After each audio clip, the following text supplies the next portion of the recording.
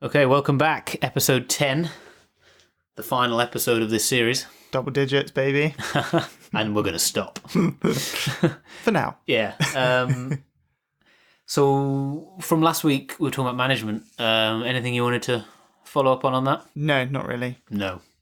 I don't know whether that's just because we've forgotten what we said or... I think it's because we're planning the episodes more. That's what I'm going to put it down to. And by we planning, you mean you're planning. Yeah, I write the notes on the tube on the way here. And I just read them out. It's pretty good setup for me, to be honest.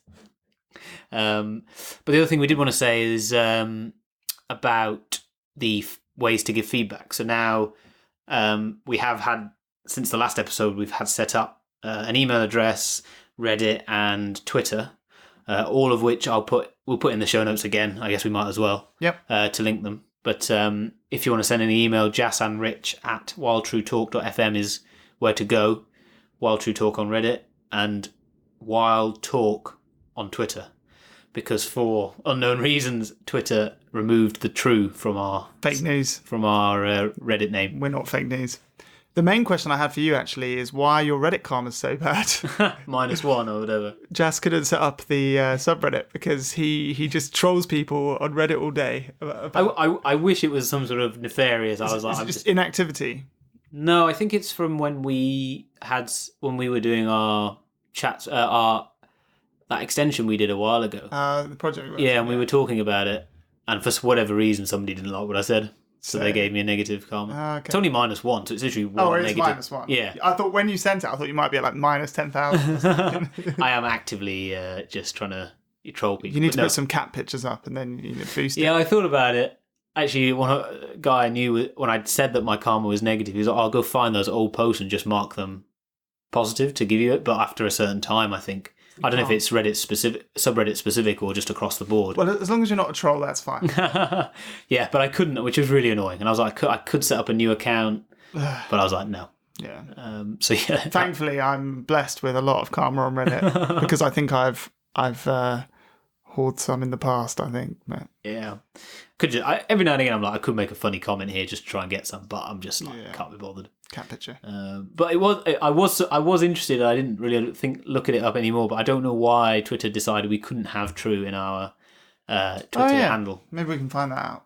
I'm wondering whether they just literally strip out like keywords of JavaScript from their website or something. Maybe it's either something to do with fake news or it's something they're like, what's the word? Escaping. Yeah. Like I wondered whether it was that. Our string because it's sort of like maybe you can't have drop or I wonder if you put false in one, it would do the same, or undefined, or something like that. Whether they would, or it might be something specific with true, but I don't know why.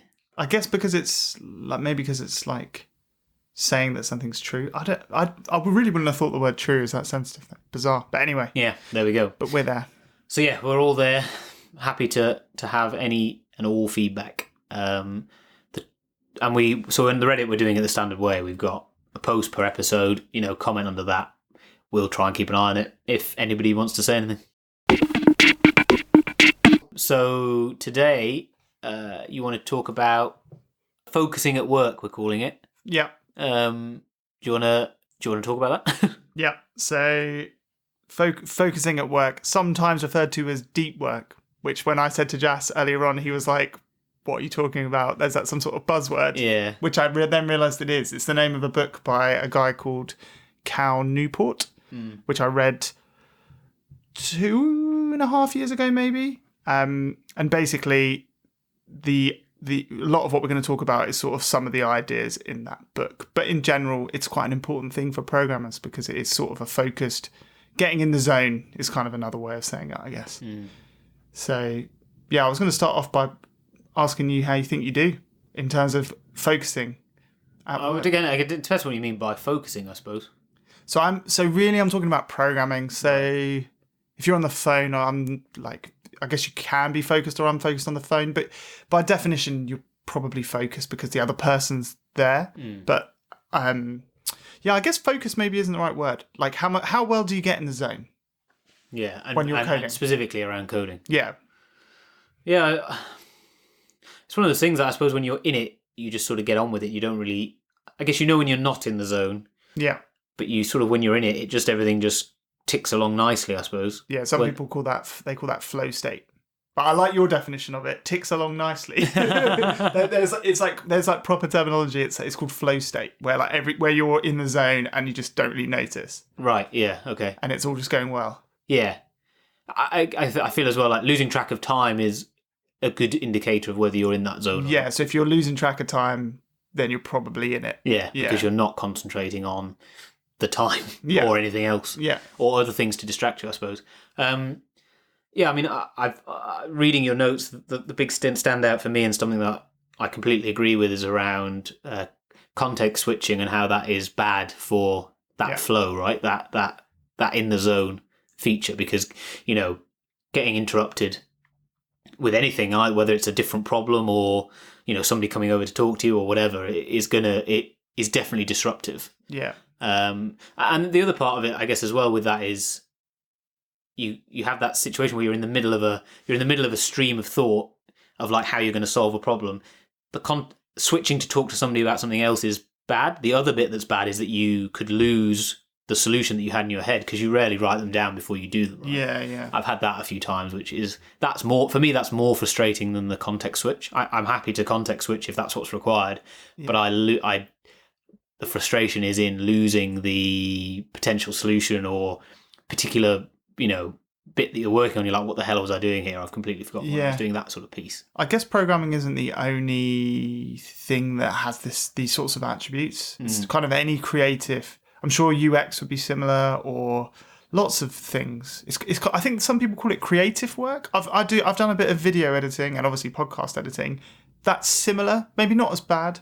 But in terms of the context switching, I would assume it would apply to any job that requires concentration on one task. Yeah, basically. Because at any point, getting out of that task and going to a different task and then coming back, there's going to be some loss of efficiency, I suppose. Yeah. And programming, like you say, has a lot of internal state in your mind where you're not writing things down and you've not put it in code. You're just thinking, or you're halfway through making a code change which is in 7 files and you're on file 3, and then someone comes over and you're like, uh-oh. Yeah. This is bad. Yeah, for sure. So I think it is. But yeah, I never really think about, I mean, I guess part of what you want to talk about today is how to optimize that being in the zone or focus. When I'm thinking about that, I've never actively thought about things to optimize that. I just. Oh gosh, we might be about to revolutionize Jas. We might. Gosh. But I think just as a side discussion, we might come back to it later. But for me, being at home is somewhere that I struggle to work effectively. That's amazing. That's really interesting, because I'd say that's probably the place where I'm most effective, depending on what I'm working on. But location is quite an important thing of this, actually, I think, because it determines who else is there and all sorts of other things to do with distractions. So I used to not really think about this stuff, and then I read this book.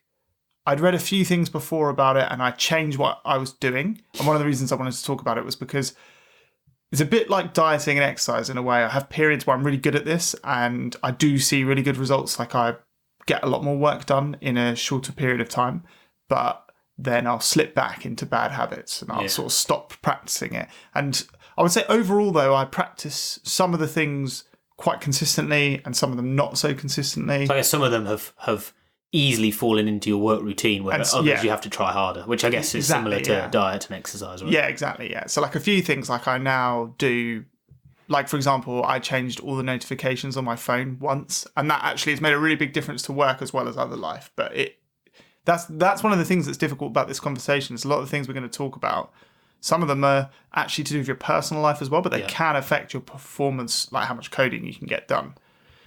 But I guess you could argue that it's a general life improvement, things like that, right? Yeah. Reducing the number of notifications you're getting on your phone has benefits across personal and work life. So the same guy, Cal Newport, he wrote another book which he released about 2 or 3 months ago I think it's called Digital Minimalism, and it's basically about that stuff. So it's not about work, it's about the how phones are dominating our lives. And I think not everybody agrees like I think and you're actually very good with this stuff in a way. I know that because Jas never replies to my WhatsApps, but, Yeah, but that is true. I don't think you're a slave to your phone as much as other people. We actually compared our screen times, didn't we? Yes, we did, which was very interesting. And I think I was a bit worse than you in terms of. Although our Reddit time was weirdly the same. Yes, exact to the minute. Yeah, oddly, which was very weird, creepy. Yeah, but I think you're quite good at moderating things. I'm very much an all or nothing, all in. Like, that's the reason that I've never tried hard drugs or smoking, because I'd just be game over. It would just be game over probably in week one. So I do fall quite hard for things, and my phone has, as with a lot of people I see around me, like it's becoming a big problem, and people are starting to talk about it. But I think in 2 or 3 years' time, I think the reason that Apple and Google have added it to their operating systems is they can see what's going to happen. Yeah.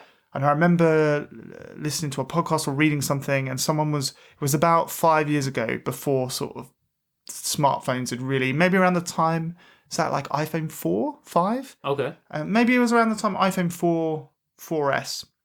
And they were talking about Silicon Valley, and they were basically saying that they see a lot of people at the bus stop and they've all got a phone shoved in front of their face and they're hunched over. And I remember thinking, well, that sounds really weird. Yeah. Like I owned an iPhone 4, but I was You did, yeah. I remember you having one. Yeah, and I remember thinking, that's really strange that like they were like almost everybody's doing it. And now when I think back to that quote, I'm like, oh yeah, That's look around, happened. that is just what it is now. Like everywhere in the world that you go, and like it doesn't matter where you travel, even if you go to like places where they're not as wealthy as in the West, it's still the same thing. So it's kind of interesting how it's changed, and I think it's a good. Obviously, there's loads of benefits, but there are some downsides, and I think it affects how much like people's productivity and how much useful stuff they can get done in personal and in work time. I guess there's never been a device or product before that has had the potential to have this big an impact, right? Like I can imagine when television first started getting popular that there would be similar concerns about how much time people are watching. But at the end of the day, back in whenever this would be, I don't know, 50s or 60s, they were still in your house, and half of the time you're not in your house. Yeah. So I wonder, it really is that.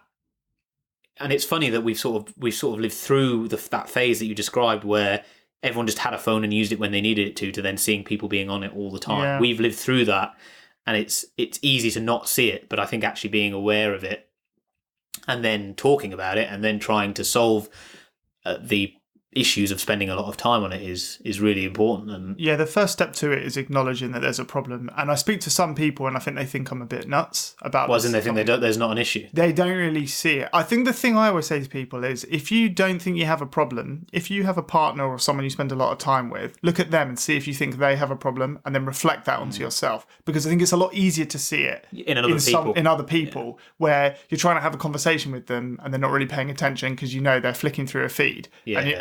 And then you think, oh, actually, sometimes I do that as well, or I mean, I've never had that, but I would say it is still, it's impressively rude to be just scrolling through some sort of social media if somebody's talking to you. But that is quite normal now, and I think the thing is as well, because it's so normal, it was rude, and I think it's become less rude. Wow, because I would honestly say that there aren't many people that I know that that has happened to, at least in person. I mean, obviously you can be on the phone to somebody and they can be doing that. Yeah. But these things are just distraction. But another part, sorry, to saying if people don't think it's an issue, the really good thing about screen time, particularly on iOS, is that it tracks all of this without you wanting it to. Yeah. So if you haven't touched your phone since you've got the latest iOS with screen time, you can go into screen time like we did. Turn it on. Well, not the limits, but the tracking is already enabled. Yeah. So you can literally be like, oh, I wonder how much I use my phone. Let me compare it to my significant other, my friends. Yeah. Just bring it up and have a look at it and just see the comparison. It might be quite interesting if it's not too personal for us to put a comparison between mine and yours in the show notes, just so then people can see the comparison. I'm halfway through a week. Am I halfway? I think if you look at my week's history, I changed my behaviour a lot by locking things down with screen time this week. So we'll be able to see the drop off in Yeah, it's a shame we don't have it from before, and then like a before and after of. I think now there you've will locked be a it little down. bit of before, but like a few days. Yeah. And it was pretty consistent. Like I think I average around 5 hours, which seems crazy. Like you're spending 5 hours with your phone screen physically on, Yeah. but I think it's probably not that abnormal depending on people's like what they do. Yeah, and I think we're talking a lot specifically about this one problem, but it's a really big, like you say, it's a big problem personally and professionally. But reducing the number of notifications as well, another thing that screen time tracks, it makes a really big difference. I think whether it's a case of removing apps that are notifying you useless stuff, or whether it's just what I try and do is ignore them a bit more. So, for example, when I'm at work, I always have my phone on my desk. So, yeah, okay, it's in my eye line, but if I'm busy, i.e. in the zone, it buzzing isn't going to put me off as much as it is if it's in my pocket, because I'm not going to feel it. Oh, I don't. Actually, I think that's a bit of a double-edged sword because you can see it. But I'm not saying like it's in front of me. It's I generally have like a little stack of documents or whatever. I don't really put it on that because the paper tends to absorb the vibrate as well. Does knowing that you have a notification, if you see it flash up on the screen but not knowing what it says, not kill you inside though? No. There's no text. See, this is what I'm saying. Jas he's good at this stuff. Whereas for me, I'm like, well, I might see the name of who it was, and then I'll be like, oh, and then I at least think about it. And then that's potentially even that's a problem. You're maybe not knocked out of like being like in the zone, but you're like halfway there, even if your brain acknowledges that a notification happened. For me, I struggle a lot.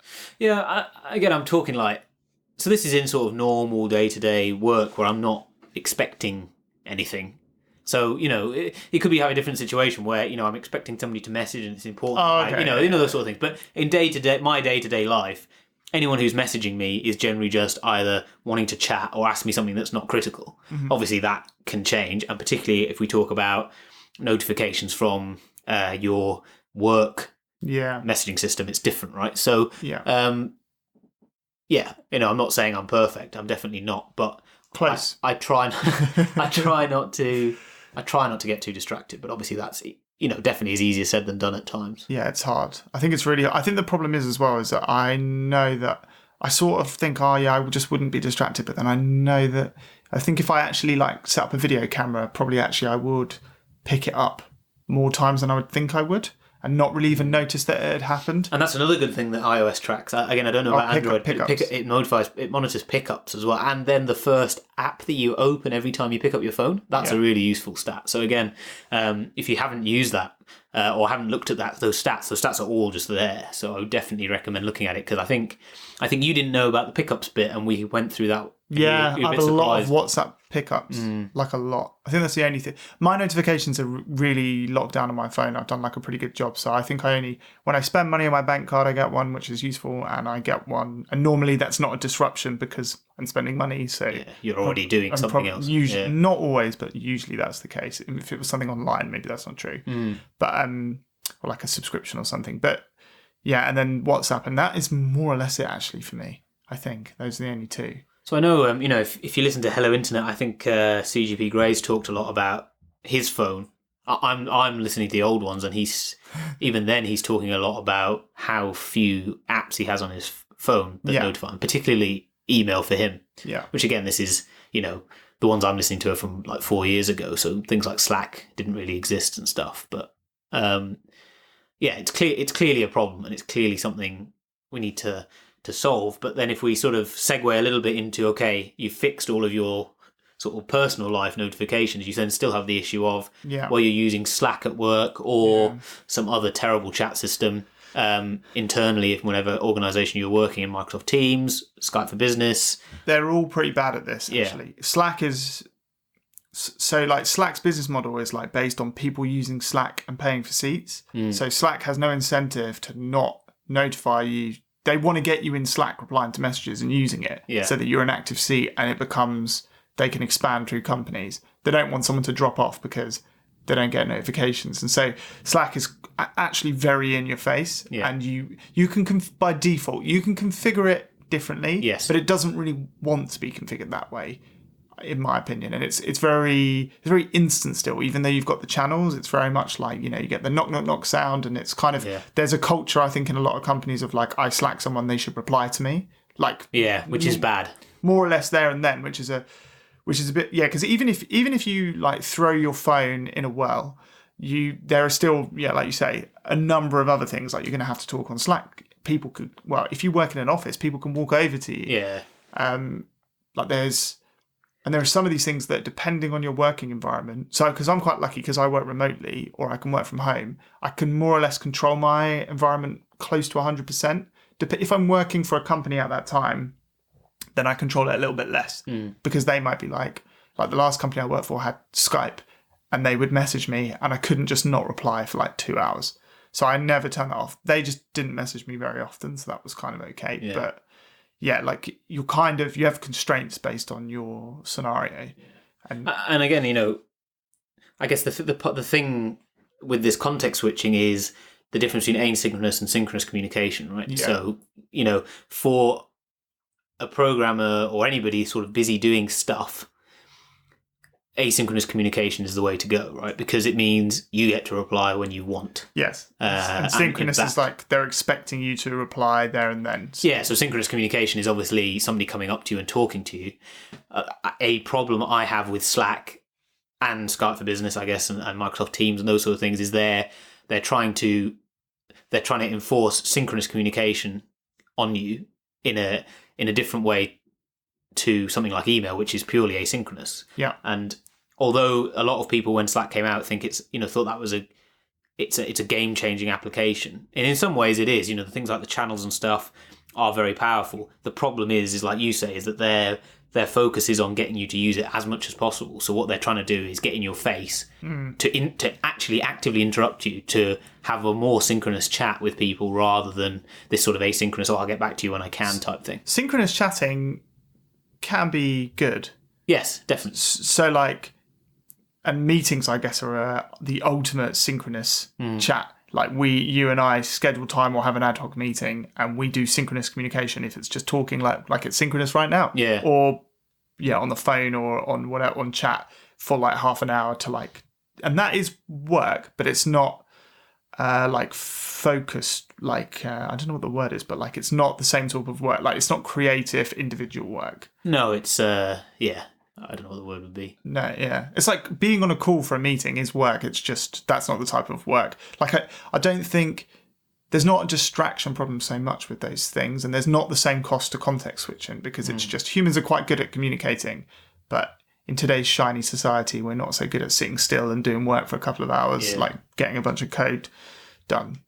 But there's another tool called Twist, which is quite a small one, so I'll give it a plug. But we used to use that, and it's basically, it's similar to Slack, has channels, but then within the channels you have threads. So in a Slack channel, if you've used it, it's just, anyone can message and there are messages, and it does have threads, but they're a bit. Yeah, you could start a thread off any message, can't you? Yeah. So in this, it looks more like an inbox where you go into a channel and then you can see all the threads, almost like you can emails, and then in there's a bunch of chats. Yeah. So you could be like, in the dev channel, you could be like, oh, I've got this problem, can anyone help me? And then people can reply to that thread, and it's all about one topic. Yeah. And it makes asynchronous communication. By default, it doesn't pester you anywhere near as much. And so it makes asynchronous communication. Because on Slack, the problem is someone messages you in a group chat, come back 2 hours later, and there's like 50 other messages about something else. Where's your reply? Yeah, it's just an absolute mess. Whereas with this, it's like that thread will still be there.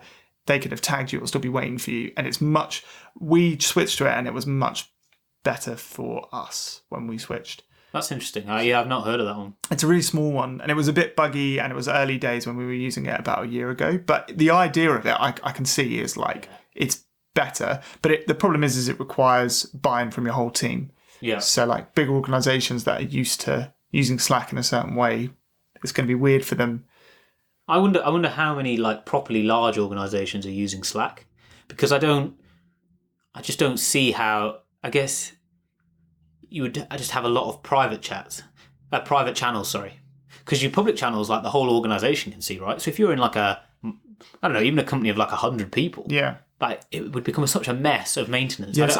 I wonder how it would scale. Yeah, so I worked in a company where there was like maybe 100 to 200 people, and they had a Slack, and it was used really heavily, and there was a lot of channels, and it was a bit of a mess. And the channels with everyone in became like almost like not really usable, and it was messy, and it was okay. I mean, the thing is with Slack is compared to what came before, it is still a big improvement, but it almost makes chatting fun and pleasant to the point where it actually makes the problem worse. Like in the days when you and I went to work after we graduated and we were using Office Communicator, actually I was about to say you just wouldn't message people for fun, but that's what me and all my friends that joined at the same time did do for about the first 2 years we worked there. But Office Communicator, I guess, and what is now Skype for Business, they solve.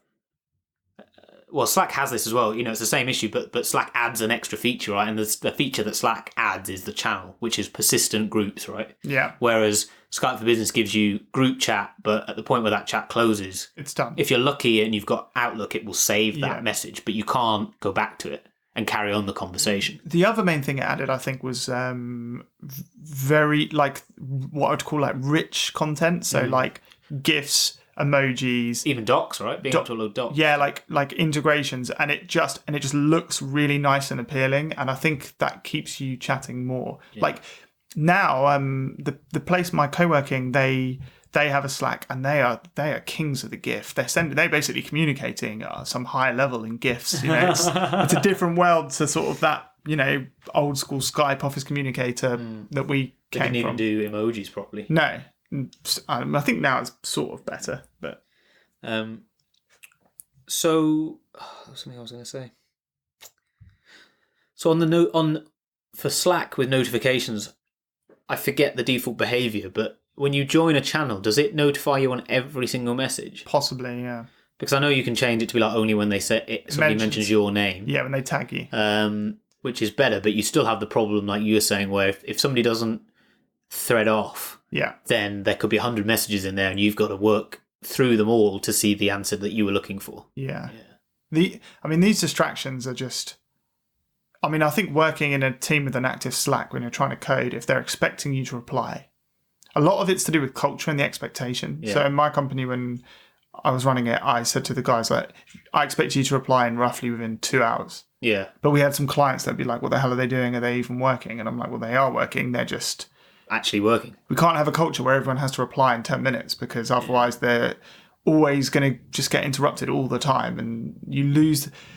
Really, all of this conversation is massively predicated on the fact that being in flow or in the zone is massively important. Yeah. I think once you realize that, and then you realize how much you're getting knocked out, I think the next thing people might have is saying, well, it doesn't really affect me that badly. And I think that they're almost certainly wrong. I think unless they work on their own with no other people, and they have their phone and Reddit on their computer and everything in check, probably that's not true. Because I noticed, if I have today, I had to write a slightly bit of harder code. I had some easier code I had to do, and I didn't have any problems getting that done. And then there was something that was harder, and then I just randomly opened a tab in my browser and went to look at the news, because that was easier than solving the difficult problem I had in front of me. I noticed myself, I don't do it often, but sometimes I'll think, God, that's a bit of a pain, or I've got to edit 30 files with some boring change, and I'll think, well, I'll just see, what's going on. Take a break, or maybe you're saying, right? Yeah, so in the book, he's very pro people working for 2 hours solid in 2 hour blocks.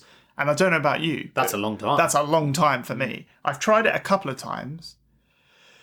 But what, enforcing yourself to not get sidetracked? I set a timer, and so we should probably talk about what I think an ideal setup is. Yeah. And half of this stuff you're going to listen to me say, and you're going to go, well, I could never do that. And maybe some of the things you can do, maybe some of the things you can't. So, which I guess is part of what you were saying, right? Some of these things you can get into your work routine quite easily, and others are more difficult. So go on, So the first thing is, let's just assume you're working on your own, so you don't have to talk to anyone else. So now other people aren't a problem. Yeah. That's a really big assumption, but yeah. So you should probably work in either a room, like an office in a building, do you know what I mean? Not an open plan office, because open plan is a one desk office. Yeah, like a one desk office, or say in your bedroom at home, where again there's no one there. with no other people around and the door shut. So you're just kind of on your own, basically. So you're isolated. Then I would have my phone so it doesn't get notifications, or I put it in another room, or I put it in airplane mode and put it face down. So it's just, it can't physically make a noise. Yeah. It's not going to do anything.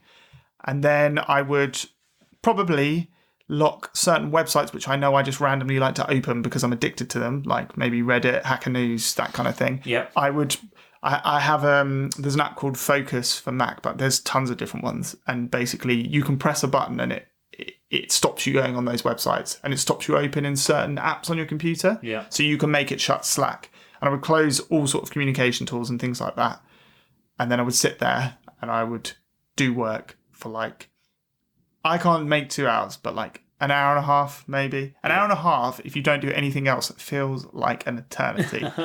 These days. Yeah. I'm not actually, I mean, we've known each other for a long time. I'm not actually really a very focused person. Like I was thinking, Jas came to my co-working to work together, and it reminded me at university of how much we just chatted. Yeah. Like I think I'm a bit worse than you, but like, and that's so an hour and a half for me. It's like I can barely sit still. Sometimes I'll find myself, sometimes when I do that, if I'm home alone and I do that, I'll get up and like walk around and not even notice that I've done it, because I'm just trying to get away from. I'm just trying to like do anything else, and I've like exhausted or I've just locked it down. So that's kind of, I'm trying to think if there's anything else I'd do. That's kind of the idea. Something like getting up and walking around though is probably a good thing, right? It's like, I think getting a cup of tea at home, if people are going to talk to you, but getting a cup of tea. And another thing, if I'm out in public, I have really good noise cancelling headphones. They're actually a pretty good tool in this game, because they stop, people are less likely to talk to you. I mean, this all sounds terrible, like I'm a bad human being, but it's not that you don't ever want to talk to people. It's that you want to manage when people talk to you, and you want to separate your day into chunks of dedicated, solid programming work, or whatever type of work it is you do if you're like a designer or something, and then time communicating with other people. And you want to basically separate those out and have as much, I mean, after an hour and a half, you pretty much got to do something else. You can't like walk away for like 2 minutes and then be like, right, another hour and a half. Yeah, you've got to spend, I mean, I don't know what sort of gap. So he, like this book, he got the guy saying 2 hours. What's the rest time or downtime period? Half an hour or? Yeah, about that. Yeah. I feel like 5 or 10 minutes isn't long enough, sort of half an hour minimum. And you know, what's really interesting is if you do what I just described, for me, when I did that, the amount of work I got done. So if I took like an 8-hour day and I did that, and say I did like an hour and a half, half an hour break, an hour and a half an hour break, by lunchtime I'd have done all the work I'd normally have done in a day, like consistently, because you're just you're more efficient. I mean, first of all, you're working more time because you're not distracted. So the number of hours that you're actually working on important work goes up, the number of minutes. Yeah. But then secondly, you get all the benefits of its continuous time that's uninterrupted, which is like no context switching. Yeah. And just like I can do a full day's work in 4 hours is what I discovered when I tried this. But the only downside is that if you try and work longer than 8 hours, which a lot of, like I regularly work longer than 8 hours at the moment, it's not very possible doing this because your brain just gives up. It's like, I have done so much work. Like, it's almost like there's a finite amount of work in you for me, and I just can't go beyond that. I'm just done. I get to the end of the day and I'm like, I'm cream crackered and I cannot do any more work at all. So it's a bit, that's fine, I guess. You just squeezed all the work out of you and then you can go. Yeah, just in a smaller amount of time, yeah. Which is... Yeah, so I guess in the ideal, like you say, in the ideal scenario, you're going to be pretty isolated and removing all of your distractions, whether it's notifications or things that you could do instead of the work. Yeah. Obviously, most people don't work from home most of the time. You know, they're in an office day to day. Yeah. What would you say to those people as to what they could do to help? That's much harder. So I guess the first step, so the easiest thing to do is to protect yourself from yourself. So that's like the stuff on notifications. You control your phone, presumably, and doing some stuff, locking down things on your PC. So you can probably shut Skype or Slack or whatever And maybe you can install some software, hopefully, if you have admin, where you can make that automatic. So you just press a button and it happens. And you can block certain sites from yourself, maybe. Depends where you work and what the site. But you can those things are easy. Then the next thing is stopping other people from distracting you. So there's a few ways they can do it. One is they can physically get up and walk over to you. That's probably the hardest one to avoid. Yeah. They can arrange meetings with you. Yeah. Meetings are such a strange thing. Like when you go to work for the first time in a corporate culture and they have, Outlook calendars or Google Calendar. Basically what a Google Calendar is, it took me years to realise this, but Google Calendar is a blank canvas of all your time, and other people can book you out more or less without your consent. Well, the way that most people behave, it's more or less without their consent. You just have to accept. Yeah. You more or less have to accept because that's like the social norm. You notice it more with senior people and certain people, they're more likely to decline. Yeah. And I'm actually, or they'll shorten meetings and stuff because they know. So if you have lots of meetings, one thing you can do is try and put them together. Yeah. So that you get a solid chunk of time to code. Yeah. I'm trying to think what the other thing. People walking over, I mean, that's hard. The only thing you can do there is have a chat with those people and try and establish like a cultural norm of where you're working, of this is how you work. Yeah. But that's, in some scenarios, like if you work in a small company, you could just, and if you do it from day one, come in and you say, this is how I work. Like if you see that I'm sat here with my headphones on, just, wait until I've got them off or something. Yeah. Then that's more... And again, I guess in a small company, that's, these sort of things are a lot easier to enforce. Well, not enforce, but suggest, right? So it's like headphones on, I'm busy. Headphones off, I'm happy to chat type thing. I've seen people in my first job, they had like a post-it note they could put like, or some sort of thing on their desk that they could flip to be like, don't come. But I think one thing I've seen Paul Graham write somewhere is that the threat of someone being able to talk to you. That's why a lot of programmers really like working late at night or really early in the morning, especially late at night. Yeah, because it's not only that you won't get interrupted, but you won't. So then you don't even think about it. Like you can't be. If it's 3 a.m, ain't nobody going to bother you. Yeah. And that's actually why I think sometimes if you've ever had like a really late night coding session, that's why way more gets done in those times, because there's no like, oh, is Jeff going to come over? Because Jeff's in bed. He's tucked his kids in and he's gone. So it's kind of like, that is... So knowing you're not going to be interrupted is interesting. Yeah, I hadn't really thought of that. But yeah, that confidence that no one's in the office now because everyone's gone. Yeah. Even if you're in just an hour later than everybody else. Yeah, right? Yeah. So I've started working early, but I think that's to do with getting a bit older, I think, as well. But I wouldn't have done it in my youth. But that's quite good because there's just no one around, and like the people I work with won't be working until sort of 8 or 9, so you can get a couple of hours, you can get a head start on the day. But yeah, Slack as well is another thing where you can't just turn off Slack if your boss is... Yeah, that's what I was thinking. Yeah, especially if you work remotely, that can be a bit of a problem. Yeah.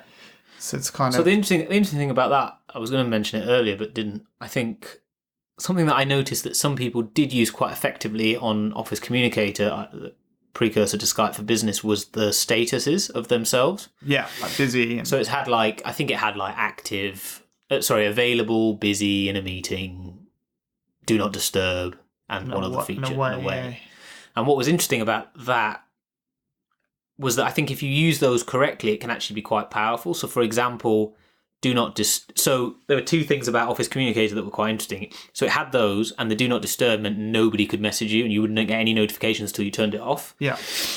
But the other cool benefit about that was that you could categorize people as to how important they were, so then you could always be notified if that particular person decided to message you. Yeah, that's good. So, that sort of fine-grained control of those statuses, which you could think of as priorities, and B, then who you assign to each one, gave you a bit more flexibility on that. And what I've noticed with Slack is that people generally just don't use that status thing. It's either green and you're online, or it's hollow, which means that you're offline. Yeah. But I think it definitely does have other statuses that you can use. There is like a do not disturb, but again, it's not set up very well. You have to do it per channel, per workspace.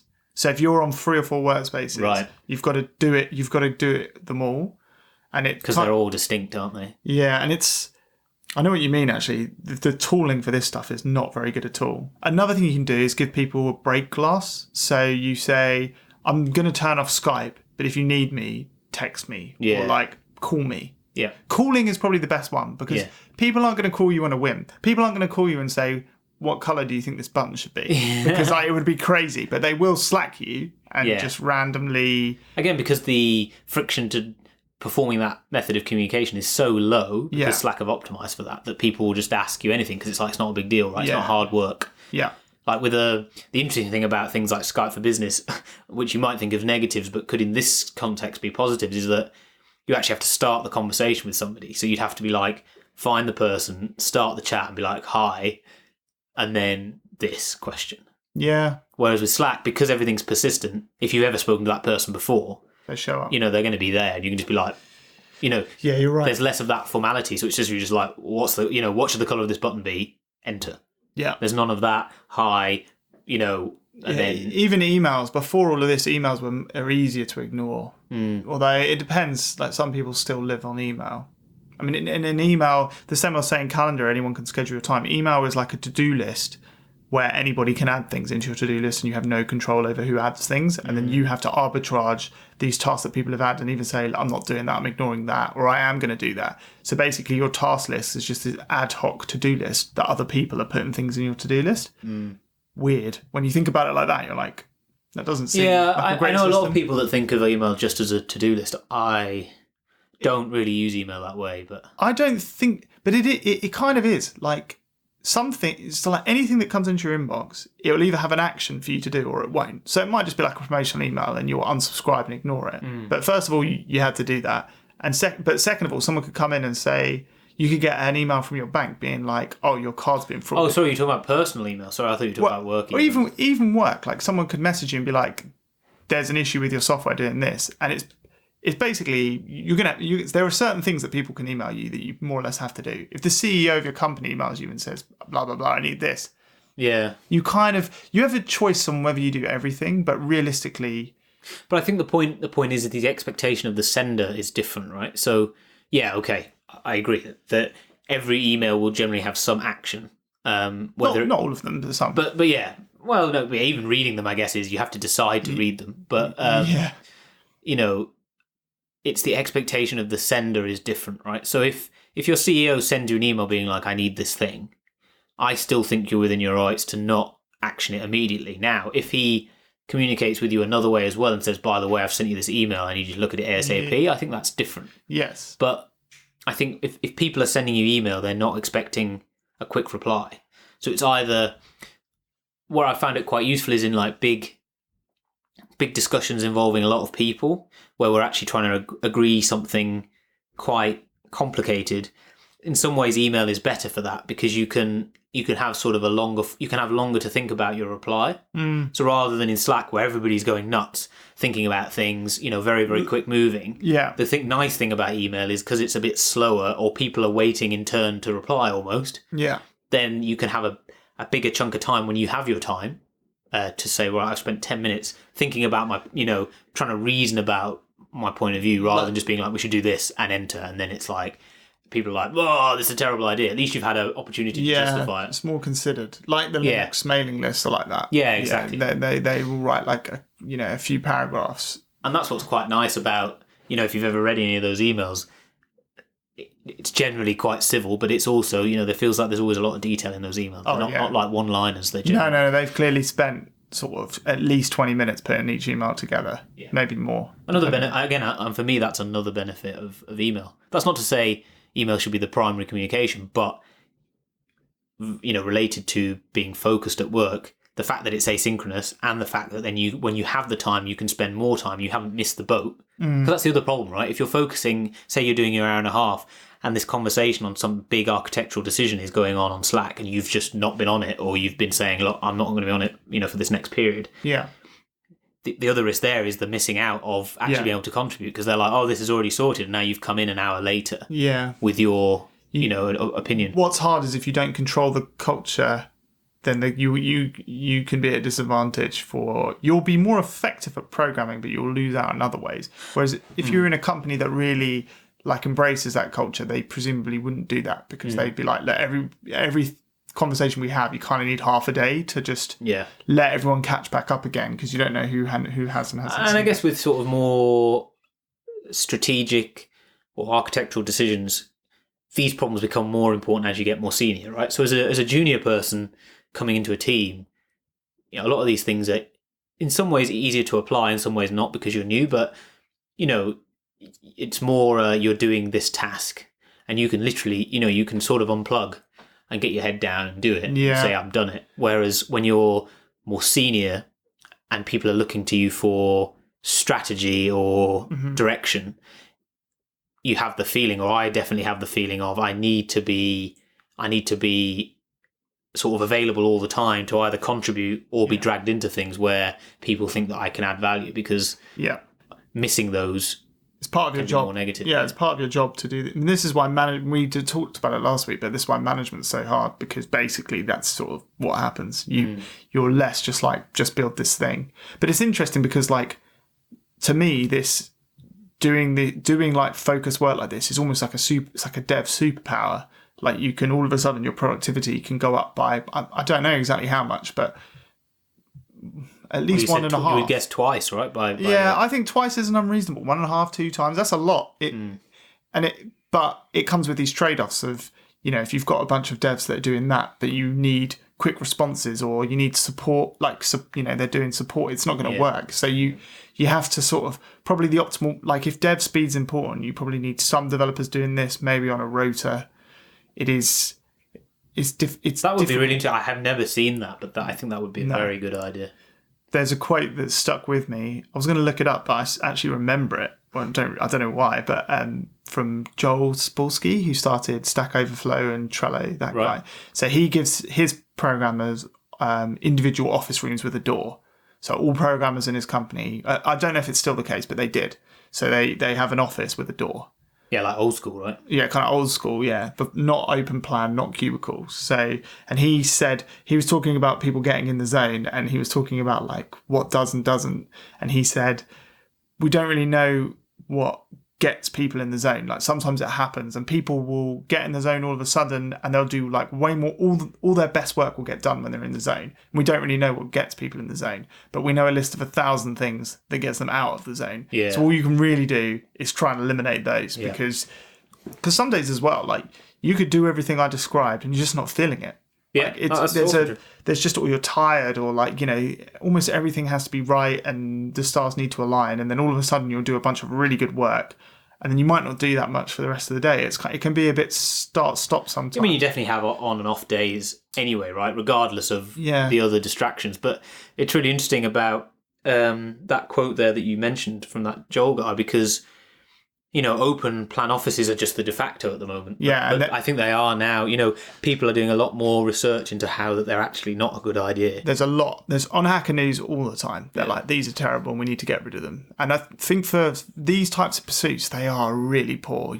The problem is that I just think it can never happen realistically across the entire industry, because there are too many other factors, like real estate costs, and efficiency of space. I think that's the only reason open office became as popular as it did. People could see that they could cram in, management, or the real estate guys could see that they could fit in a lot more people in a lot smaller space, and that was the primary driver. That's got to be a big part of it. I mean, maybe they tried to sell it as, like, more communication and but what I could see though is more of so if you've ever been in a WeWork, the way they do it, I think, is a pretty good medium, pretty good in between of completely open plan and individual offices. So their offices are quite small, but they have variable sizes and everything's glass. So it feels quite open, but actually everybody has their own individual space. Right. So you could imagine as, say, you took a WeWork size office, but just had your company in it. You could be like, well, you guys are a team of 10, so you have a 10-person office. You guys are a team of 6, you have a 6-person office. So your team is together, and you get the benefits of the being able to talk to each other quite easily, if that's important. But you get the isolation of not hearing everybody else chatting away about their thing that you're not interested in. Yeah. Now, obviously, immediately you're like, well, now we've got 11 people and that's a nightmare. But I wonder whether that more flexible office space, and I think because all the walls are glass, it means that they can move them quite easily. Yeah. I think it means that if you were, if they needed to combine two 6s into a 12, it's not like knocking down a wall. I think it's just a case of taking some glass out. Their use of glass is basically quite pivotal for their business. Yeah, because they cram people in. Like, you remember our old office, there was 5 of us in there, and it was small. So what WeWork seem to have done, I've listened to a couple of things about it, but what they really, I don't know if they pioneered it, but they're certainly the first ones to do it at scale, is they'll take an office, like quite a big floor plan, and then they'll chunk it up into lots of rooms, but all the walls are made of glass, which means that even if you're in a room that isn't directly near a window, it feels, you still get some sunlight, so it doesn't feel terrible. So if you think of the office that we had, that was in the centre. We weren't by a window. You weren't by an external wall. But it never felt no, it was dark. fine. It felt fine. Completely fine. Which is weird, right? Well, I actually hadn't thought of how far away from window you were pretty far from we were really central. Yeah. And obviously they've then got, so the other thing they have, which is quite useful, WeWork, and I think companies should do this, they have individual little rooms for people to take phone calls. Some people call them, I've heard them called monk booths. That's okay. When I was at one of my old jobs. Fair yeah, I know the things you mean. Yeah, but they're good. Because that's the other thing, right? Is that the distractions. Another distraction is just other people talking about stuff that isn't relevant to you, right? But your natural human instinct is to listen, or for me anyway. I find it very hard not to. Yeah. So when you've got some brash American chatting on the phone to his wife or something, eating a sandwich, and you're like, that's just not acceptable. We love Americans still, but yeah, I love America, but they have a tendency to be on the louder scale. Yeah. But having places that people know they can go, and you don't, and the other thing about it, you don't have to reserve them. It's just if they're free, you can go in there. Yeah, close the door. That is good. My co-working doesn't have those, and I've complained because I think actually because yours is very open. Yeah, it's to very the point open. where you could probably hear somebody from the opposite side of the atrium bit, right? And downstairs. Yeah. It's pretty. The headphones are very required there. Yeah. But I think there are ways to optimize the office to be not single person offices, because I don't think those are practical unless the management are really bought in. But there are definitely ways to optimize for that, and WeWork have done a pretty good job. They've got, lots of small meeting rooms. You don't need lots of boardroom style meeting rooms like a lot of corporate places do. You need a bigger number of places where 4 or 5 people can go. I think probably something you could do to start off with is separate people, even if it's on an open plan. So one of the guys that used to work for me took a job working as a coder in really close proximity to a whole bunch of traders. Oh dear. And he was just saying they would put their headsets on and they'd walk up and down behind him on the phone. Wireless headsets. Oh my God. And then he was by the kitchen and it just sounded like he was basically saying it was hell on earth for him because he'd worked from home for 3 years and was thinking, ugh.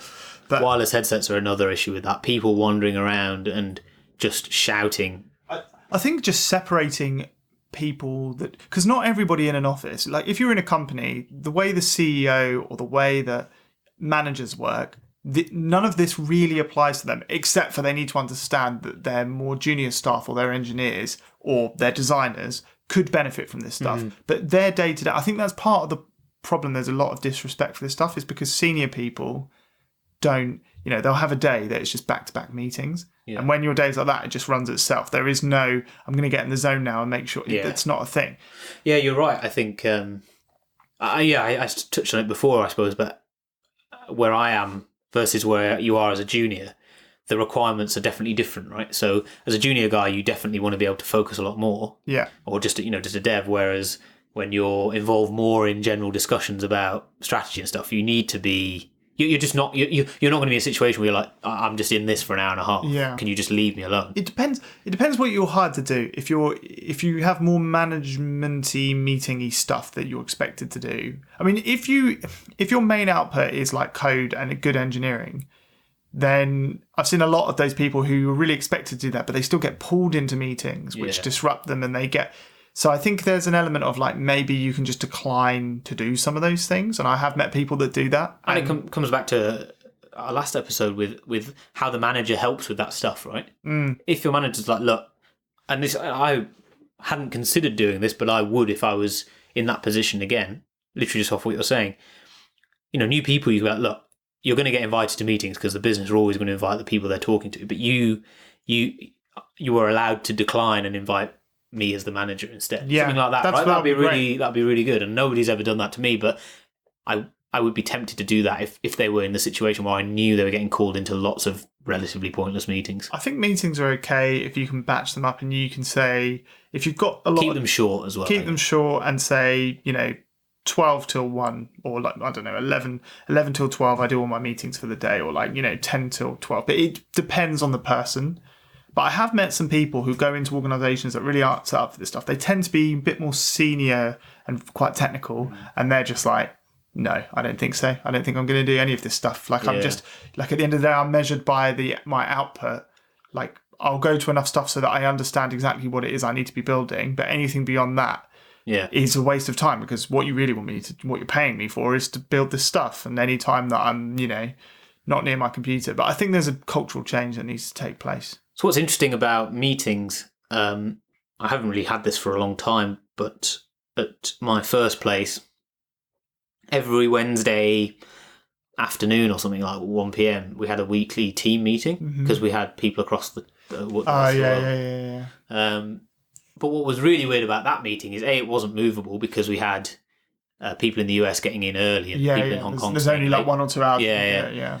But what I found about that, speaking about focus, is that after about 11, I'd be like, well, I've got this call in 2 hours that's going to interrupt me. So you're sort of winding down because you're like, there's no point getting much done. No, yeah. I had that. So just before we came here, I was like, shall I start some more work? But then I was like, we're probably going to leave in a minute. So I was like, maybe I can find something small. But it's knowing that you're free for a chunk of time ahead of you is quite nice. Yeah, it can be quite. Well, that's what I mean. So then you've got the inefficient. You're out of focus from the fact that the meeting's happening for an hour, but then there's definitely at least some time before that where you're just like, definitely. Well, I might as well go get lunch, and I might as well, go and chat to my mate over there because we're all going to be doing this meeting in an hour or 20 minutes. So there's no point me doing any actual work, and then you lose. That's more inefficiency. Something you can do, I've just realised in these type of meeting heavy cultures, is you can block out time in your calendar to do work. Yeah, and people will never question why it's all booked out. They'll just be like, oh, he's busy. He's busy, doing, or she's busy doing work stuff. But actually, it's just dev. Because most people, in big organisations, particularly if you're using something like Exchange or Outlook, you don't have to share what the thing is. No, it will just say busy. Just say busy. So, I completely agree with that. I've never done that, but I definitely think that's a good tool. If your calendar just says 9 till 12 busy, everyone's going to be like, wow, he's got a lot of meetings that morning. No one's ever going to be like, what's he actually doing? The reality is, though, you could have 2 hours of meetings a day and do 6 hours of dev. And a working day is about 8 hours. So you could have 6 hours of dev and 2 hours of meetings. And 2 hours of meetings, to me, if they're efficient and short, is quite a bit. So I'm not even saying that you need to be a hermit and you should never... obviously, we've discussed requirements of depth. You need to speak to people to figure out what the right or wrong software is to build. But I think controlling the times... it's not always possible, but if you can, controlling the times you do it and blocking it in a batch, or having a day, having to be like Friday's meeting... The problem is, though, that real world kicks in and you need to speak to people throughout the week or whatever it is. And also, for more junior people, it's going to be difficult to be like, I can't do that meeting then. And they'll be like, why? What are you doing? Yeah. I definitely, as somebody setting the meeting, you're going to be like, look, I'll be trying to be more intelligent about it if it's with my team. And then I was like, but how would you know? Like something like Outlook, with the meeting invite thing, it tells you when everybody's free and it actually, shows you the best time. Yeah. So, but again, it's difficult if it's just guys in your team, you can just agree. You could, again, it's a cultural thing within the team where you say, look, we'll do all of our internal meetings Tuesday morning. And then there's enough time to and if we need another set, we'll do it Thursday afternoon. The difficulty always comes in a big organisation is going across team where everybody works differently, or you've got people in different regions. It's difficult. I think it's difficult to get to this sort of nicely organised set of meetings. But I feel like there are other things in this list that you could do even in those situations. What I wanted to ask you, back to what you said earlier, which of the things you've preached, which did you find easy to integrate into your working sort of culture, and which ones do you find you have to try a lot harder in? So the phone is easy. Yeah. Well, it's not easy because I'm perilously addicted to mine, but in theory it's easy and you completely control it. So that one's quite good. And locking down the software on my Mac is pretty easy. And I use Focus, I press the button. You can say like, I'm going to do an hour and a half session and it sets a timer and then it will close all the apps. It's fully programmable. You can be like, close these apps and it won't let you open them again. So you can say, just shut all these things, block these sites. So that stuff's like the easiest stuff. Then I work remotely, and working remotely, if you want to do this stuff, it is one of the big advantages of working remotely that you control more about your environment, so you can do this stuff. So I can work from home. As it happens now, I go to the office nearly all the time, but I have an office where I basically don't get interrupted because I don't work with any other people there. They're just other people working. Yeah. And most of them just don't interrupt me because they don't know me well enough. Yeah. Occasionally. Very occasionally I get interrupted, but maybe like once a week. Right. So yeah, those are the things that are the easiest that have stuck. But I don't use recently I started communicating for the project I'm working on WhatsApp. So I have WhatsApp on my desktop. Yeah. And that's bad news because now you're getting work related stuff and everything else in one place and it's all just gone wrong. So yeah, I think using personal chat software for work stuff is a system for disaster. I think it's not a good idea. No. Yeah, I need to change it. The other thing I like doing is my headphones are massive. I have like the higher end noise cancelling headphones are seriously actually in this fight, especially if you work on an open plan, you will be surprised the difference that makes. Do you listen to stuff as well or do you just have the noise cancelling? So if I'm doing it properly, I'll get a soundtrack. Okay, yeah. No voice. Yeah. So sometimes the Tron Legacy album, which we're a big fan of. Daft Punk. We can link the other Daft Punk for the Tron film, which is a really good one, but I've listened to it so much that I actually can't listen to it anymore. So then I listen to a lot of Hans Zimmer. Yeah. Who's, again, quite good, and it makes you feel epic as you're coding. They both do, actually. Yeah. You feel like you're on a mission, you're on a journey, you've got to get to the end, which is quite... It definitely helps a little bit. It gives you a little bit of a boost. I completely agree, though, if you have to listen to music, which I don't when I'm working, yeah. Do you not? With the ones without vocals... are the only ones I could listen to. So I listen to music about 80% of the time when I'm working, so nearly all the time. Mine is the entirely opposite, maybe 10 or 5%. Really? Wow. Yeah. That's interesting. Yeah, I find the buzz of an office part of what helps me focus.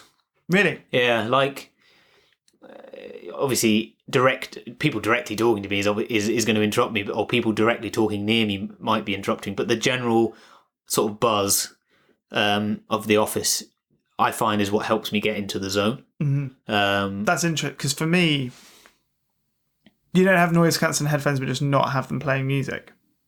I don't own any noise cancelling headphones. That'd be interesting to try. That might be quite good for you, because you can still hear it, but it will become maybe a third of the volume. Yeah. And also is a signal to other people to not interrupt you. Yeah. And I mean, some of these headphones, the ones I have, are so good that someone could be stood next to you. I wonder if we could get Bose to sponsor this podcast. If you're listening, Bose, or Sony, actually, have got a good pair. I think there's the two of the ones that I don't know about in-ears, but the two over-ears, yeah. The QC35s are really good, and then there's Sony W1000 or something, I think they're called. They're also very good, and they're on planes they're amazing. But you could use those without actually listening, and it would be. It might, but it depends because everybody's different. Yeah, for sure. Yeah, which is obviously that's the other difficulty with this sort of stuff, right? Is that unless you spend some time looking at it and thinking about it, you don't know what's going to work for yourself. Right? Yeah, what humans are very bad at is recognizing when there's a problem with this stuff. I think if you can do that, you're different and I'm different. But like if you start thinking about it and being like, oh, actually, I am getting interrupted 10 times a day, and I didn't even think about it before. Then you can start to do things to systematically. Because another thing I was going to say is I think you're probably quite good at this stuff because you have quite a lot of willpower, and there's a lot of studies which we have borne no evidence of as usual. But I have read lots of things saying that a lot of scientists think that willpower is a sort of finite resource. Right. So if you're on a diet and you're going to the gym every day and you're not spending money and you're paying attention to all of that, then you might struggle to deep work because you're like, well, I'm doing all this stuff. You just can't. That's interesting. I haven't heard that. Yeah, and it kind of makes sense. Like when you think about it, like often if you try super hard at one thing, another thing goes. So you kind of struggle. But I think one thing you can do in life in general is make things systematic. So they just happen for free. And so a lot of these things with notifications, you do them once. You don't need to wake up every morning and think, today I won't look at my notifications. Yeah. You just think, well, then they're not going to come through. So you're not going to be tempted. So, and I think that is probably the biggest thing, is to spot things which aren't working or that are causing problems, which you may have not noticed before, and then systematically try and find, but not all of, like, don't just have your phone not on silent and be like, I'll just ignore them. That's like, that's like a terrible. That's like pretending with yourself that you're going to do that, right? But it's very hard to actually physically do that. Yeah. You know? The last person I struggle with all this stuff is actually my wife, because on WhatsApp she doesn't quite. Maybe I can get her to listen to this conversation, but I think there's an expectation that I'll reply to her WhatsApps quite quickly. So some of this protocol we've discussed is not really it's not gonna work, because I need to reply to her quickly. But then in WhatsApp, then I'm opening myself up to all sorts of other people, and it's just it's hard. I guess during work hours, it's less so. But yeah, I mean, it's always difficult with somebody like that that's asking you stuff or needing, just chatting as well, right? Like somebody like your wife or a close friend. It's just a decision you make, right? Whether you do reply or you don't. But there are obviously consequences to doing that either way. Yeah, I think with most. So another really weird thing that's happened with all this is one of the guys who introduced me to the book is in my co-working with me, and there are some other people that are co-working that are kind of into this. Him and I are into it the most, and he's actually better. He's quite a bit better at it than I am, I would say. And we sometimes go weeks where we'll be in the office 3 or 4 days in common, and we won't speak to one another because our protocols basically mean that we're like ships in the night. I'll see him and think, well, I don't want to be the guy that walks out. I know what he's doing because he introduced me to the book. So I'm not going to go over there and say anything. And you might just then never cross over where you could talk to each other. Yeah, yes, I had a chat with him because he was chatting to someone else. And I had to just I know the other guy as well, but I had to just be like, oh, hey guys, how's it going? Yeah. Because I could see that they weren't working. But so many days, him and I will both just be working all day. And when you're in the zone as well, you don't notice if someone gets up. And you don't want to stop, and it's like, it's kind of, that's a negative, I guess. It's a negative, yeah. But it's an interesting. The other thing I wanted to say is that for me, and I think this is probably a personal thing, when I tried this stuff, it made me a lot happier at work, and maybe that kind of trickled over into life. But I felt, so when I am doing the sort of job you were talking about, where you're needed and you have to respond to things, I actually have noticed I'm quite a lot more unhappy doing that sort of thing as a person. Whereas if you're like 6 hours a day, you can just sit and code and no one's going to interrupt you. That's brilliant. That's like, I just like that a lot more. I struggle, and I didn't really notice this until I tried it. And then I was like, oh my God, I feel way better. So maybe for some people listening, they'll feel the same. And maybe some people won't feel that way. I don't know. Yeah, it's so personal, right? It's hard to know which way people feel on that stuff. I reckon a lot of people will you just feel less stressed because you're in control of everything. So I think there's just less anxiety because there are less variables and less things to worry about. That's kind of what it is for me. It's just like, what am I going to do today? I'm going to spend 8 hours coding and get a bunch of stuff done. What else is going to happen today? Not a lot. It's like, that's quite good for me. I think manage chaos and the rest of the time is also okay because you know what's happening. It's just when you have those days where you were hoping to do a bunch of like coding and then you get home at the end of the day and you're like, that did not go to plan. I think those days I find really difficult to deal with. Yeah, they are tough. And I suppose it's part of the expectation on you as well, right? Like, from the people you work with and yourself, like you say, you can set these arbitrary deadlines to be like, oh, I'd like to have this done by the end of today. And then, like you say, you get dragged into something else or, just get distracted with a different part of the code base and you come back like, oh, I haven't got time to do that now. And it is frustrating. But I think if as long as I've made progress somewhere, I'm less bothered about focusing on a particular, like, having to solve a particular problem. I'm happy that problem still exists and I'm still going to have to solve it. And as long as it's not, if it's a really complicated one, I need to spend some time to think about it. That's the bit that I find stressful. Mm-hmm. Whereas if I have a complicated thing to do and I know how I'm going to at least attack it, I'm happy to. If that ends up being delayed, I'm not as bothered because I'm like, I have a potential solution in mind. It's the part of that is the unknown of how to solve a problem. And that's, you mentioned it earlier, but it's that thing of then being like, oh, this needs some thought. Let me just read Ars Technica or let me just read Hacker News, because you're trying to not think about it. Because part of it, I'm a big believer of, I guess whether this is on topic or not, but I'm a really big believer in your downtime helping you process that problem. Definitely. Yeah. So, if you've got a difficult problem to solve, staring at it for 4 hours isn't going to help. But what you should do, and what I try to do, not so much in the current place, but in the previous place, was look at some problems towards the end of the day and then just not consciously think about thinking about them. Yeah. There's a lot of thinkings in that sentence. Yeah, no, yeah. But just have them there, have read them. In the back of your mind. And then just let them stew overnight. Mm. And I found that... I've never... I acknowledge that this is a thing that happens, but I have never willfully moved my days around to try and take advantage of it like that. No. I mean, it was only when I was in the startup that I really thought about it. That was because I felt I had so little time during the day to think about them. I was like, and actually sit there and, quietly think. Because it's that, for me, it's the thinking time is more important than the doing time in terms of contiguous space. It was something I just sort of tried and I don't even think I even really consciously thought about doing it. It just happened that way a couple of times, and I thought, oh yeah, I've sort of thought about a way to process it overnight, and then tried to exploit it more. I haven't done it, like I say, as recently because I haven't been as pressured with my time during the day. But, yeah, I do it a bit. And what I'll do is I'll delay a piece of work that I know I don't quite know how to do.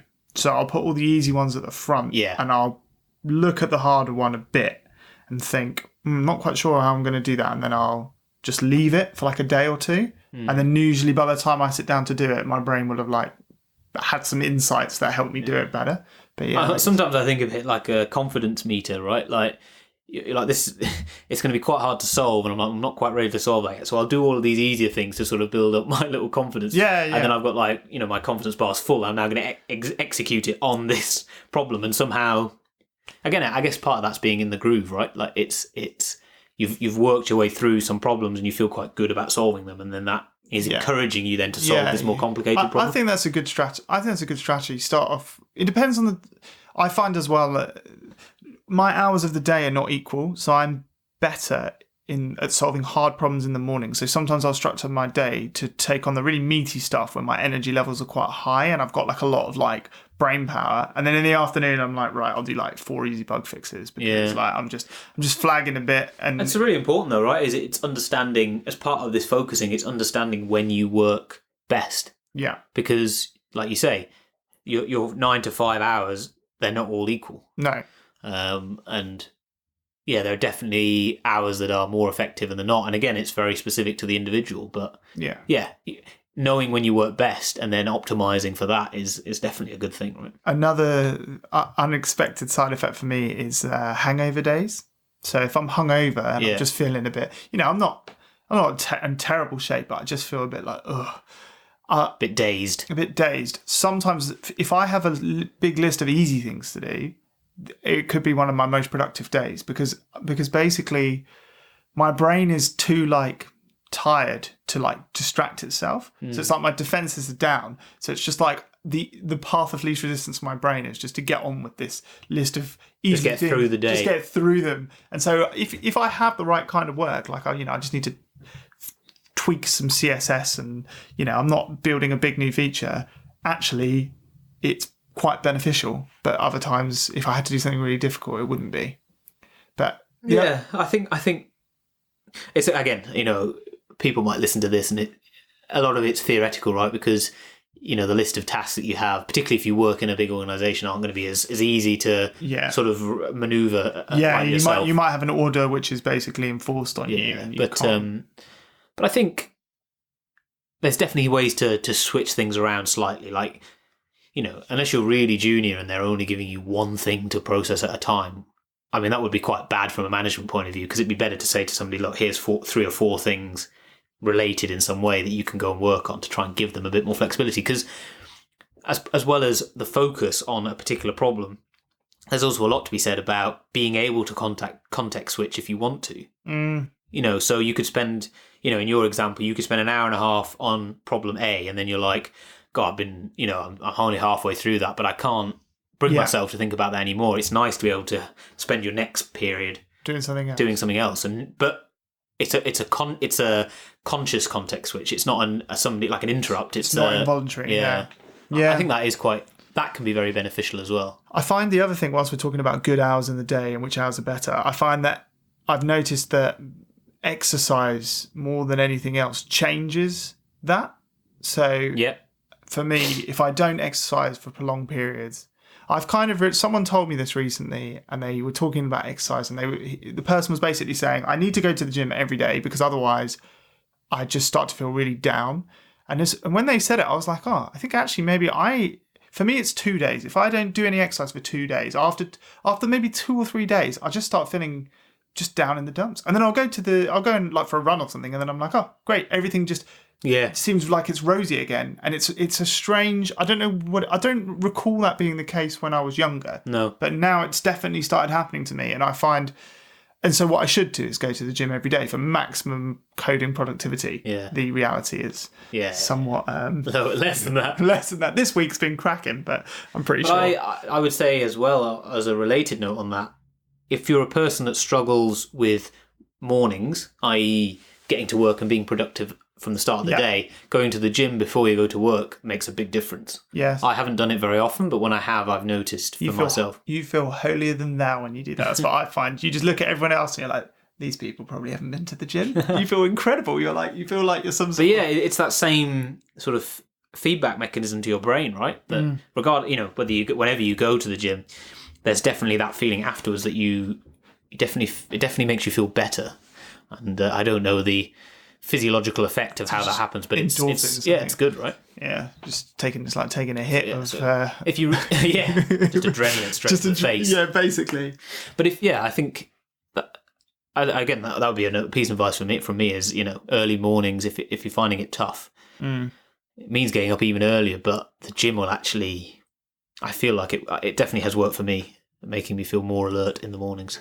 Yeah. And the only other thing for me is Mondays. Almost, they feel like my least productive day by a little chunk. Yeah, that's interesting. Yeah, the week doesn't start for me until Tuesday. I just struggle on Mondays. That's really interesting. I think it's something to do with the weekend and like getting you out of the groove or something. Yeah, and then it takes like a day to sort of get back fire. I mean, it's not that I don't do any work on a Monday, but I'm pretty sure if you were to map like even lines of code or by any metric, I think Tuesday, Wednesday, Thursday, Friday will just have more. That's interesting. Tuesday, Wednesday, Thursday are probably my best days. Yeah. Probably Tuesday and Wednesday. So I feel like the opposite. I don't mind getting in on a Monday, starting a new week fresh. And then I think by sort of Friday afternoon, it's sort of wind down. Yeah. But both of our feelings on that, it strongly implies that, a lot of stuff that people are talking about at the moment is the 4-day week. Perhaps less so because you're a contractor. But it's interesting, right? Like if you could...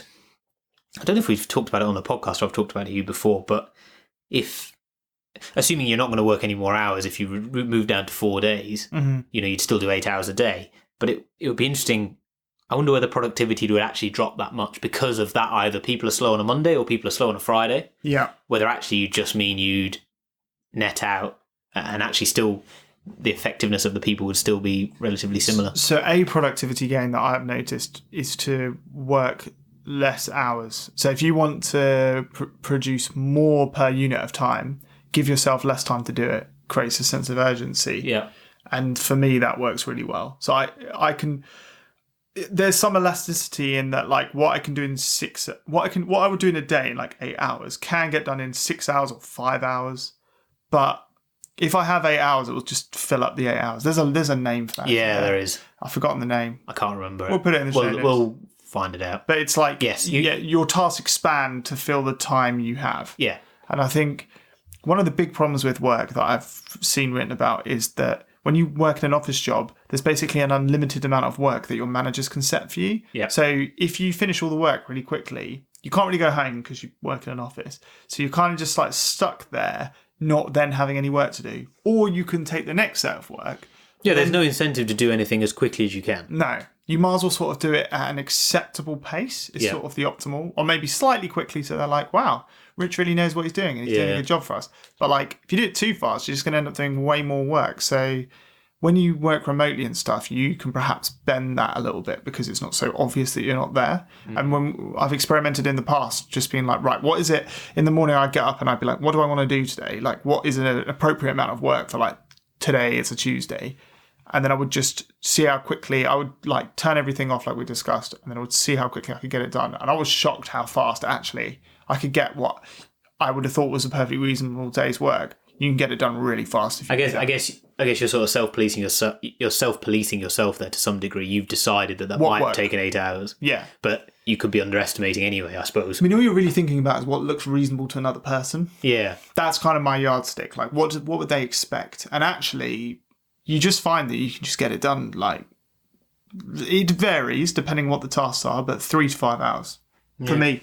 Just because I just don't mess around. Like, I'll get up at 8, I'll do 2 hours, it's 10, I'll do another 2 hours, it's 4 hours, it's only midday. But in 2 hour sessions, or an hour and a half, or 3 hour and a half ones, what's that, 4.5 hours? Yeah. You'd be surprised. You would probably get, I think most people, if they tried that, after a few days, they'd be doing more work than they would do in 8 normal hours, or at least the same.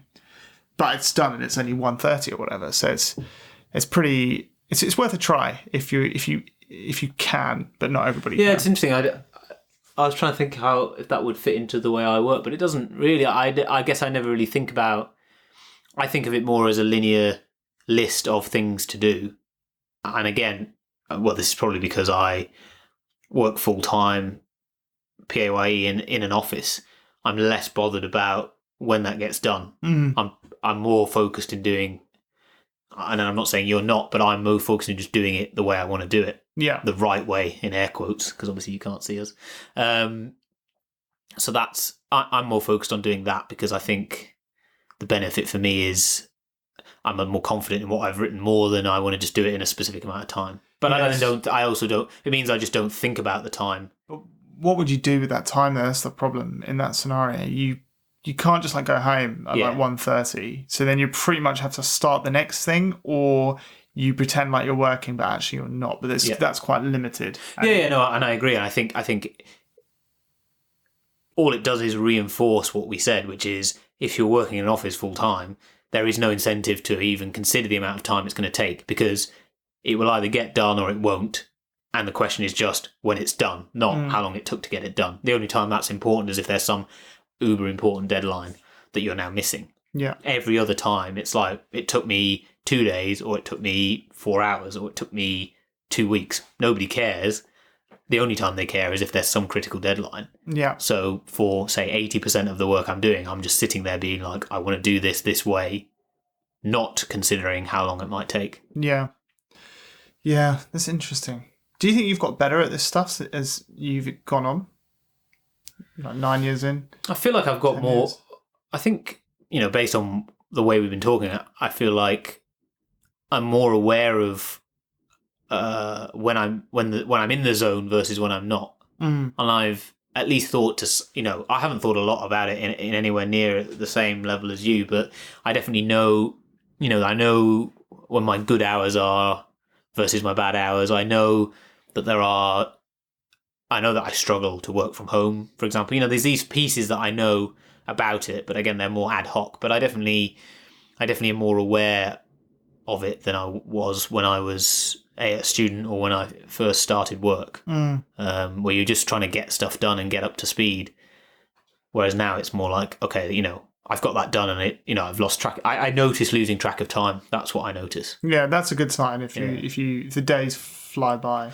Yeah, that's when I notice it's been a good day if the day's flown by, for sure. Yeah, I think in the last few years I've transitioned into more what I would call a professional. So like, yeah, I've seen people in my past in my careers, like more senior devs who are sort of in maybe like 40 or something, and they just seem to have this ability to just get focused and get a lot of work done. I've seen a few people like that, and I feel like I don't know what's happened, whether it was reading this book or it may just be getting older as well. I was going to suggest, I guess part of it is getting to the point where you feel like you can say no to stuff. Because I guess as a junior, you feel under pressure to say yes to everything. That seniority does help to do this, ironically. Like, not just that you know more or you're more experienced, it's just being able to tell people, no, I'm not going to do that, and not really caring. Or again, being like, like even with things like meetings, being able to, you're senior enough that you can suggest new times, and because you're at a certain level, people will be like, oh, well, Rich can't make it, so actually we should probably just rearrange it. Whereas, junior guy can't make it, we'll just do it then anyway. And then then he misses it, then you miss out on the meeting. Yeah. And there could actually be value in attending. So it's very it may just be that my brain's quietened down a bit. I'm not sure what it is. But it's interesting. You don't see many younger, I don't know if it's a age thing or an experience thing, but you don't see, I'm not sure which it is actually, but when I've seen people who are younger and less experienced, they tend to struggle with this stuff. Yeah. It may also be because the game's different. Like when you or I sit down to do a bunch of work, it is just sort of a case of doing it, and there isn't actually, I mean, all of this does apply as well if you do need to think.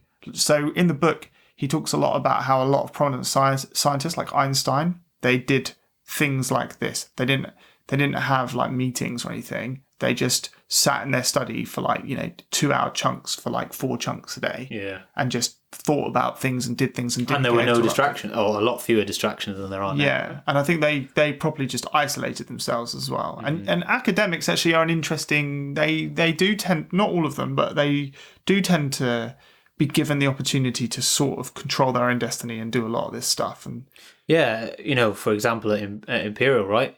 They all had their own offices. Yes. Or that's really worst case, they shared with one other person. Do you know what? I've never thought about that. Earlier on, we basically said it's more or less impossible now for a company to have offices. But you go to university, every single senior employee at that university has an office. Yeah. Still. And I guess maybe the way they're funded and the way money works is different. But they obviously recognise the value for that sort of work. I think it's a good example of where they're willing to sacrifice, say, the real estate for the benefit of these academics being able to come up with great work. Because I guess they're just so much more measured.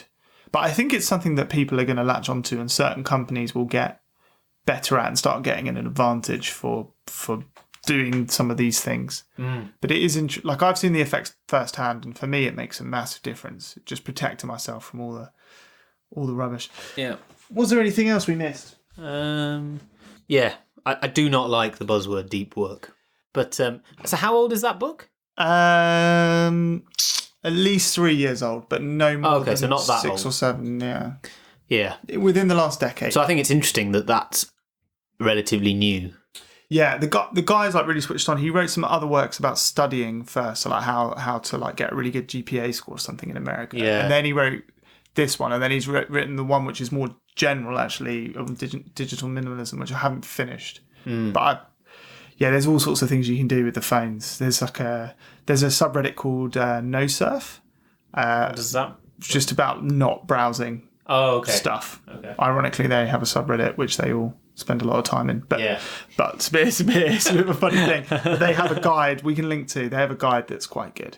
There are some more controversial things, but the quick ones are have the first screen of your phone be things for doing things like Google Maps, Uber. You're not going to pick up Uber and be like, I'll just scroll through Uber because there's nothing to do. You either want a taxi or you don't. So it's not a danger in that. You can have it on your phone, it's fine. Things like social media, so Reddit, Twitter, Facebook, Instagram, maybe not Snapchat, but they're more the news for me. Yeah. Actually, it's not one that people often talk about, but I just read the news. Yeah. And actually, do you really need to read the news when nothing actually really changes? And then another CGP Grey strong point. The Economist is, which we're both fans of, I think. The Economist is good for this because what they really do is they digest all the news for the week and then put it in a magazine. And realistically, as long as you'll only ever be the max you'll miss something by is about a week. Yeah. But I've seen it a lot with the news recently, where there's been a lot of noise in the news, and then actually when you break it down, you go on holiday, you went away for 6 weeks, and you were like, what's happened? And I was like, well,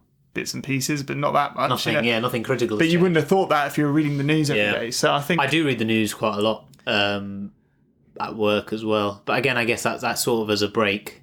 Yeah. But whether that's the right thing to do with that time, is a good question. It is difficult. And so those things, and then putting the things which are for doing stuff like Google Maps, put them on the front screen and then hide all those other bad things. Yeah. And then obviously screen time, you can set limits, which is what I'm experimenting with at the moment. I've given my wife the password. Yeah, you can't override it. And I can't even override it. So I don't have it that extreme, but I do have limits on just Reddit and social networking. Yeah, although I don't have Facebook on my phone anyway. So. No, neither do I, or Instagram. So they're not on. And I've also locked down the browser as well now, because I found, I think it was Instagram, I deleted the app but then continued going on Instagram. This is the kind of stuff that gives you a wormhole into your mind where you realise, like, you say to people, oh, you're addicted, and they say, no, I definitely am. I'm going into a web browser. I don't even have the app. I'm going into the web browser to go and like scroll through pictures of like dogs or whatever. That is impressive. I definitely don't do that. So the thing is as well, like, at least on your PC, it's a lot easier to lock those things down. Yeah. The problem particularly on iOS, is that you're at the mercy of whatever Apple give you to do that. So I'm actually, this is slightly controversial, but I'm serious enough about this. I'm trying it on Apple, and if I can't make it work, I'll get an Android, because you will be able to do it on there. But you can lock apps for a set period of time. You can lock apps at access to the App Store to download apps, which may or may not be a good thing. Although I think Screen Time actually has you covered, and then you can also restrict certain domains. Yep. So you can... Oh, in Screen Time? In a setting somewhere, but basically in Screen Time. Yeah, it's hard to find, but you can. You can say no more this domain. Oh, okay. And it blocks it for the whole phone, all browsers. Yeah, so that's good. It's pretty good. So I'm trying that, but the PC's easy. And the other thing people do that are more hardcore is they turn their phone into grayscale. So Can you do that on iPhone? Yeah, you can turn that. It's an accessibility option for colourblind people. You can turn the whole phone so it's just black and white, because it's less visually appealing and you're less likely to like pick it up to actually use it. But I've done it. Interesting. I've tried it twice, and both times within a day, I was like, "This feels awful." Yeah, like it feels really like drab, and I guess that's the point. I guess you're trying to make it more into an old-fashioned dumb phone where it's just functional and not content consuming. That's in some ways like because I think there's obviously lots of amazing content with like YouTube and Netflix, but it's just all these companies have a massive incentive to get your eye. Most of them make money out of ad revenue, and so they systematically do things. Netflix and YouTube are a really good example. Netflix especially. If you don't want to play the next video on Netflix, can you turn that off? No. So even if we're sat here and we're like, we don't want to do this, it just will. Yeah. And how many more shows do you watch a year? Do you think, like episodes of things, because of that feature? It's probably like single or double digits. I always click back at that point as a point of but it annoys me that you can't. But I think I'm sure I've read. I don't know if it was in The Economist or something where they were talking about that feature and how much it increased their viewership, because people just don't bother changing it. Yeah, and you're just like, another one. If you have Sky Q or maybe Sky as well, and you watch their on-demand stuff, they've implemented the same thing, where it'll just be like, this next one's going to start unless you stop it. Because they've obviously seen that it's a massive win, right? And autoplay, the only good thing about YouTube is you can actually turn autoplay off. There's a really good Chrome extension for YouTube on the PC which stops suggested videos from appearing. So it basically locks YouTube down to almost like really old school YouTube. So you can see the video, you can see like your home and subscriptions. Yeah. But you can't see the next videos it wants you to watch. Yeah. And it won't autoplay or anything. So it's basically... And on the home screen, it always gives you that recommended list as well. Yeah, so it gets rid of all that crap. Yeah. Which actually I think that drives a lot of my compulsive YouTube viewing, those things. Yeah. Like YouTube just knows things I like planes landing in heavy crosswinds. Yeah. Good videos. They are good videos. I see you've been, is it going to land? They normally do. Yeah, just other things I like. Recently, can they get a hole in 1 in 500 shots on a par 3 on the golf course? Which is really good fun to watch, but it's just 5 minutes of your life, and you're like, is this really? Yeah. And that's what Screen Time really showed me, is how I'm wasting a good couple of hours a day on this stuff, and it's you only have so much life, so yeah. Yeah, but we'll put some links to Cal Newport's books. Yeah, So definitely. they're cool. Yeah, that's fair enough. Okay, so this is the end of our series 1, or whatever we're calling it, first 10 set of episodes. Thanks for coming along for the ride. Yep. Any debrief that you'd like to? No, it's been fun. Yeah, I've enjoyed making it for the sake of making it. yeah. I completely agree. Yeah, hopefully, at least one person's found at least one episode useful. Yeah, and I enjoy when people ask me questions. I'd sometimes just link them to an episode. Someone the other day asked me about programming interviews, and I just linked them to the episode on that. That's quite good. Yeah, it's really, really handy. Yeah, that's very good. Yeah, whether they listen to makes it or you not. look like a complete smug git, but it was still worth it. I was like, well, I have sat and talked about this for an hour and a half, so if this person really cares, they can just do that. Yeah. I agree. It's been fun to talk about it. Hopefully, there's some value in them that people find, and we are going to carry on. I think. Yeah. Hopefully, we're going to think about our next. If we're going to do it, we'll do another 10 and think about what we could talk about. Because I think towards the end of this, we've struggled a bit with topics. I've been surprised actually how many good topics we've found. I would have thought at the beginning we'd have struggled to get 10 this good. Yeah, I was. When we started, I was thinking there would be more like the early ones where we were talking about a technology or set of technologies, whereas actually, the last 3 or 4 have been more on the soft side where, culture, management, those sort of things, which, and this one as well, which I think has been interesting and more interesting than I thought.